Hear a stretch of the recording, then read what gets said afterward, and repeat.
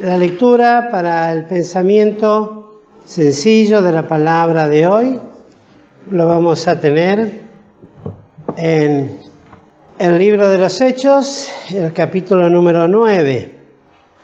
Libro de Hechos, el capítulo 9, y vamos a leer solamente los primeros 6 versículos. Recordemos que siempre estos pensamientos tienen el carácter sencillamente de prepararnos un poquito para luego a lo que es también importante o a lo que nos reunimos, que es el poder orar y presentarnos delante de Dios. Los pensamientos son sencillamente para que nos llevemos una pequeña enseñanza, una aplicación para nuestros corazones. No pretenden ser estudios medulosos de la palabra de Dios, sino extraer alguna experiencia y algo aplicable para nosotros, y tal vez a veces también motivo de oración, por cuanto puede aplicarse también a nuestras propias vidas, que ese es el propósito también. Vamos a leer entonces este pasaje y dice: y Saulo, respirando aún amenazas y muerte contra los discípulos del Señor, vino al príncipe de los sacerdotes y demandó de él letras para Damasco a las sinagogas, para que si se hallase algunos hombres o mujeres de esta secta, los trajese presos a Jerusalén. Y yendo por el camino, aconteció que llegando cerca de Damasco, súbitamente le cercó un resplandor de luz del cielo, y cayendo en tierra, oyó una voz que le decía: Saulo, Saulo, ¿por qué me persigues? Y él dijo: ¿quién eres, Señor? Y él dijo: yo soy Jesús, a quien tú persigues. Dura cosa te es dar coces contra el aguijón. Él, temblando y temeroso, dijo: Señor, ¿qué quieres que haga? Y el Señor le dice: levántate y entra en la ciudad, y se te dirá lo que te conviene hacer. Aquí la lectura de este pasaje, que, como ustedes entienden, comprenden y saben, se refiere nada más y nada menos que a la conversión de uno de los hombres más notables relatados en el Nuevo Testamento y en la palabra de Dios, el apóstol Pablo, quien en ese momento llamábase Saulo. Siempre se llamó Saulo, pero después fue conocido como el apóstol Pablo, principalmente. Y conocemos también el espíritu con que lo movía a realizar esta tarea tan triste, de la cual él, a lo largo de toda su vida, la tuvo como un gran peso sobre su corazón. Si bien Dios, cuando perdona los pecados, dice que los echa a lo profundo de la mar y nunca más se acuerda de ellos. Pero Pablo no podía dejar de pensar en lo que él había sido, en lo que había obrado, y lo recuerda en varias oportunidades en el libro de los Hechos. Este momento para él tan importante, pues cambiaría su vida desde el punto de vista humano para siempre, y como decíamos hace unos martes atrás, le otorgaría la vida eterna, esta experiencia nada más y nada menos con el Señor Jesús, a quien él perseguía.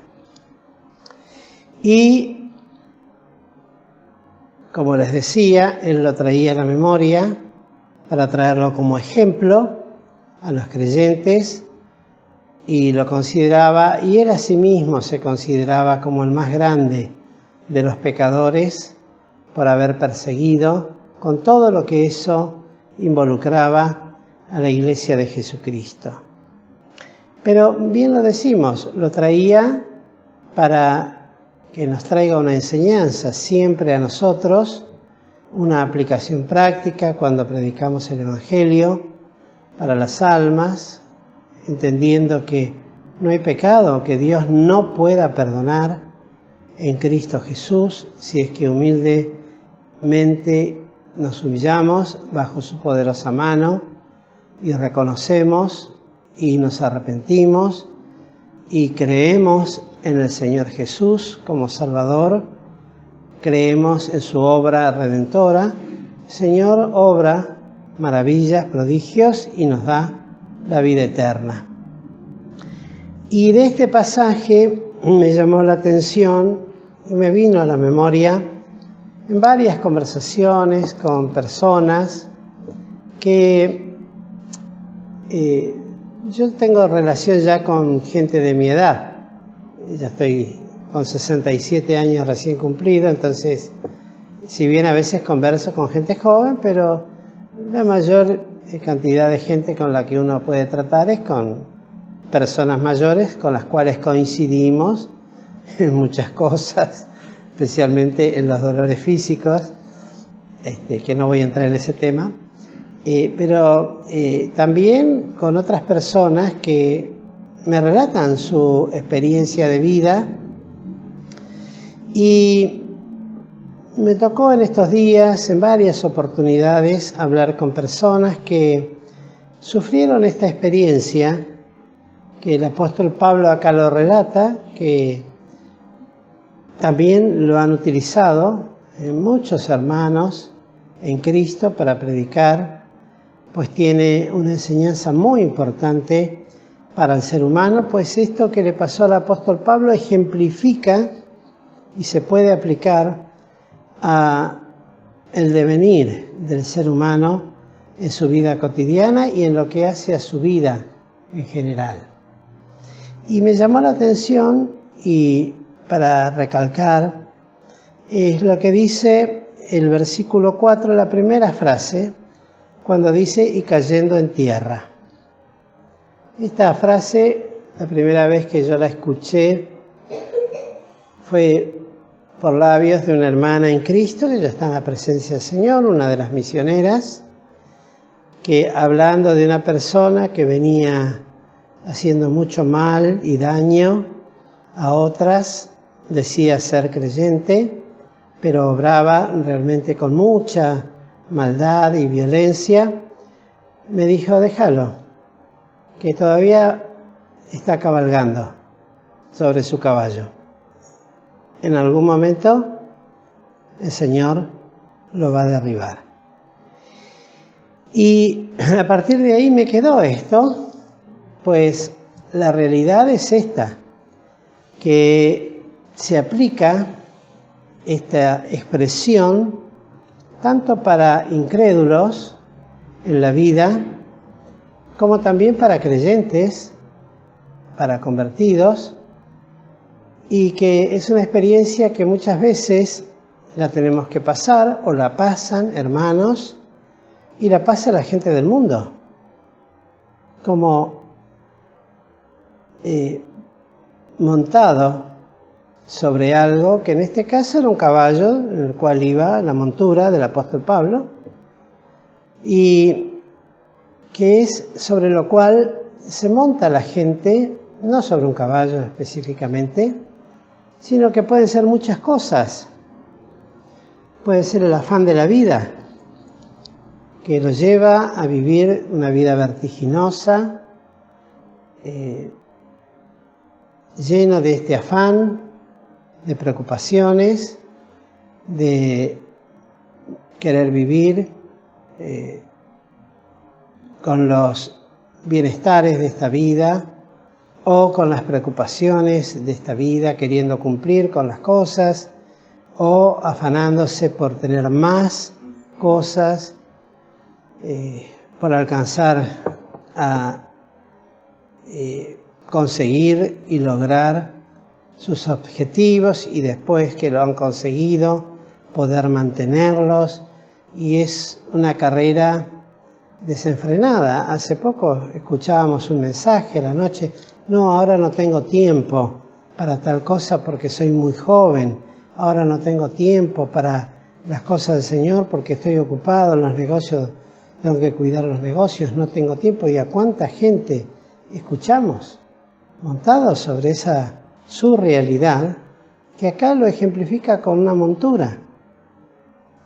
Por supuesto, no entramos en la experiencia propia del apóstol, cuál era el motivo que lo llevaba, ya lo conocemos esto, y seguramente en alguna oportunidad lo vamos a poder meditar. Pero voy al hecho de que es una cabalgadura que representa todas estas cosas sobre las soberbias de la vida, aquellos que soberbiamente viven y no necesitan de Dios, que no le dan tiempo al Señor en sus vidas porque piensan que todo lo que hacen es más importante, es más necesario, que ocupar el tiempo en las cosas de Dios es perder el tiempo. La soberbia de la vida, como dice el apóstol Juan. Hombres y mujeres que viven de tal manera que no se ocupan ni siquiera de su propia salud o de su propia vida. No tengo tiempo ahora, tengo que cumplir con tal cosa, tengo que cumplir con tal otra. Algunos que viven montados en la realidad del amor al dinero, que es no solamente el afán de estas cosas, que cuando ya tienen todo siguen especulando y siguen pensando solamente en aquello que es la raíz de todos los males, que es el amor al dinero. Lamentablemente muchos creyentes también son contagiados por este espíritu de este mundo. Aquellos que viven montados en la lucha contra el Evangelio y que producen la persecución de tantos hijos de Dios, cuyo afán solamente es, hacer mal a aquellos a los cuales no comprenden, porque les resulta locura, pero ni siquiera tienen una contemplación ajena, sino que directamente es una agresividad, que eso depende del lugar, de la zona, puede llegar a ser a extremos realmente graves. A veces lo vivimos en el propio hogar, en nuestra propia familia, esa persecución permanente por causa del Evangelio. También el hecho de los pensamientos que no paramos de, aunque tal vez en un aspecto vivimos una vida religiosa o aparentemente religiosa, pero sin embargo nuestros pensamientos no se sujetan a lo que Dios quiere que nos sujetemos. Y como decimos normalmente, tal vez estamos parados desde el punto de vista físico, pero la cabeza no para, sigue haciendo y deshaciendo y perplejos en ansiedades y conturbados por tantas cosas de este tiempo, personales, de familiares, de tantas cosas, que no es otra cosa que otro tipo de cabalgadura en la cual permanentemente seguimos montados y a veces pensamos que vamos a descansar en el Señor y no descansamos nada, seguimos corriendo. También el abandono aún de los deberes como cristianos por causa de esa cabalgadura, debiendo dedicarle el tiempo que le tenemos que dedicar a las cosas del Señor, lo abandonamos. A veces por cosas lícitas, por cosas necesarias, pero que por falta de fe y de pensar que el Señor va a proveer lo necesario para cada una de estas cosas, sin embargo, hacemos en nuestra elección una decisión y escogemos aquello que nos lleva a un abandono de aquellos deberes a los cuales el Señor claramente nos ha enviado a hacer. No estamos hablando de hacer cosas que el Señor no nos mandó a hacer, pero de aquellas que sí tenemos claro que el Señor me mandó a hacer, es una falta también muy grave cuando en nuestro afán cabalgamos sobre otras cosas y nos impiden y abandonamos lo que tenemos que hacer. También ni hablar de meterse en negocios ajenos. Cuando la palabra de Dios dice que ninguno padezca como malhechor o como ladrón, etc. O por meterse en negocios ajenos. ¿Cuántos creyentes que aparentemente, son creyentes, pero no obstante, sin embargo, viven vidas que no son correctas, pues, o se ponen en sociedad con gente que es del mundo y que viven de esa manera y por lo tanto impiden realmente que el Señor obre. Ni hablar de aquellos que desde su juventud piensan que pueden hacer una mejor vida que la que Cristo les puede dar.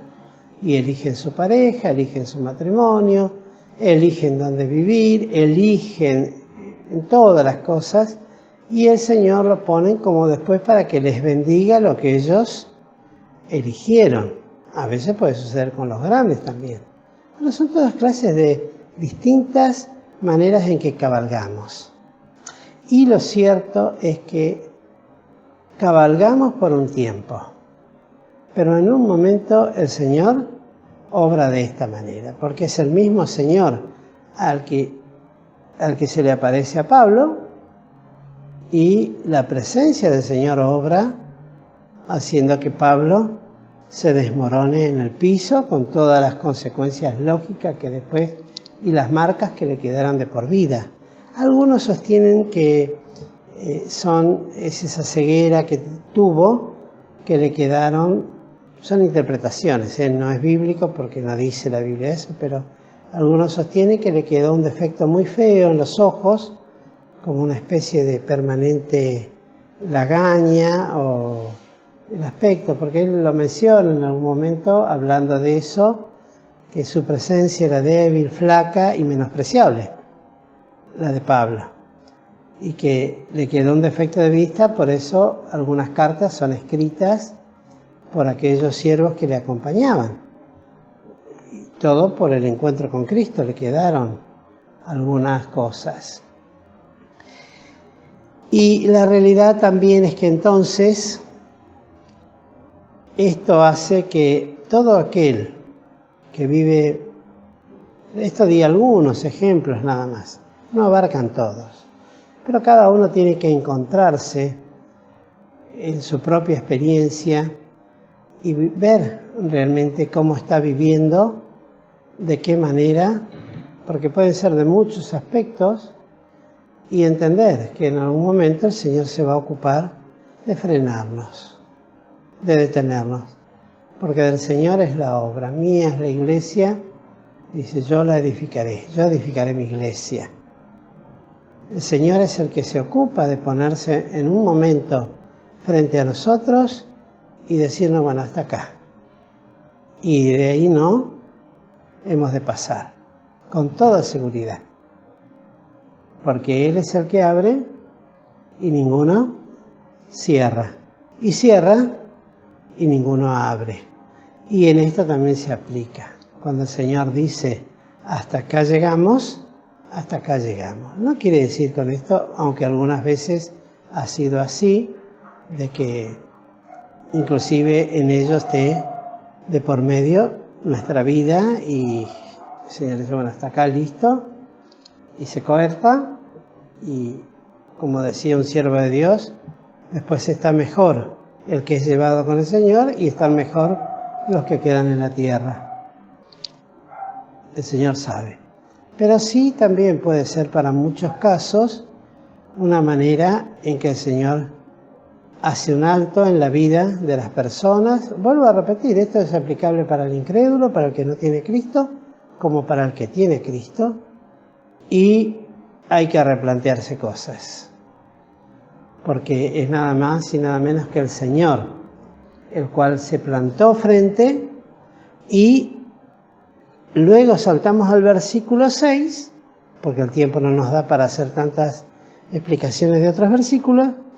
Dice entonces Pablo, al decir él, temblando y temeroso ante la visión que tuvo delante de él, dijo, Señor, ¿qué quieres? que haga? Esta sería la segunda frase. La primera, y cayendo en tierra. Y la segunda, Señor, ¿qué quieres que haga? Corresponde entonces luego de esa desenfrenada carrera que llevamos, en tantos aspectos. Miren, yo pensaba, a veces también puede ser, aún tan ocupados en las cosas espirituales, que necesitamos más tiempo para un examen personal, podría decirse de esta manera, para una edificación personal, y más que tanto activismo. El activismo es bueno y entusiasma, y parece que en eso está todo. Pero el Señor también solía llevar a sus discípulos a un lugar aparte. Venid vosotros a un lugar aparte y reposad un poco. Y ese reposo era para que pudieran comer y para que el Señor pudiera hablar con ellos y hacer, ¿qué veníais hablando en el camino? ¿O qué cosas? ¿Por qué pensabas? Y los traía entonces a toda una reflexión, a toda una escuela. Bendita escuela. Y ahora el apóstol tiene que decirle qué quieres que haga. Por supuesto, lo que habría de hacer está resumido en el versículo 15 y 16 de este mismo capítulo, donde los dice, porque instrumento escogido me es este para que lleve mi nombre en presencia de los gentiles y de reyes y de los hijos de Israel, porque yo le mostraré cuánto le sea menester que padezca por mi nombre. ¡Qué revelación! Qué distinto a todo lo que Pablo pensaba de su vida. Una nueva vida. Por eso después podía escribir que, por tanto, dice en 2 Corintios 5, 17. Nunca me acuerdo. Por tanto, de modo que si alguno está en Cristo, nueva criatura es. Las cosas viejas pasaron, todas son hechas nuevas. Y para él fue así. Para él fue así. Pues llegó a tener todo lo demás por estiércol. Por el eminente conocimiento de Cristo Jesús. Y se gloriaba de sus flaquezas. Porque cuando él era flaco, entonces era fuerte. Un cambio de conversión absoluta, de conversión y de arrepentimiento y de fe y de entrega. Tales cosas tendrían que caracterizar también cada una de nuestras vidas, cada día de procurar. Bueno, son lecciones, ¿no? Por eso decía, es un capítulo que tiene muchas lecciones espirituales. Esta es una. Bueno, ¿cuándo será que el Señor, ojalá que no tenga que hacerlo, de ponernos un freno, sino que podamos ser guiados para que en el andar de nuestra vida podamos hacer lo que tenemos que hacer? Muchos hemos sido frenados en algún momento y el dolor es grande, pero obra para arrepentimiento. Después continuar, porque hay un propósito de Dios mucho más allá de lo que Pablo podía imaginar. Ya conocemos la vida y la historia del apóstol Pablo, todo lo que pasó. Pero todo eso tenía Cristo preparado para él. Bueno, ¿qué será lo que el Señor tiene preparado para nosotros? No lo sabemos, pero seguramente ha de ser para glorificar siempre su bendito y santo nombre. Que el Señor nos ayude y nos queden estas dos frases. La actitud que debemos tener, caer en tierra, lo que el Señor ha de hacer. Y luego que estemos ahí, decir, Señor, ¿qué quieres que haga? No podemos decir otra cosa. Es lo más apropiado que podemos decir. Ser obedientes y de las demás cosas se va a ocupar el Señor. El Señor pues nos bendiga, queridos hermanos.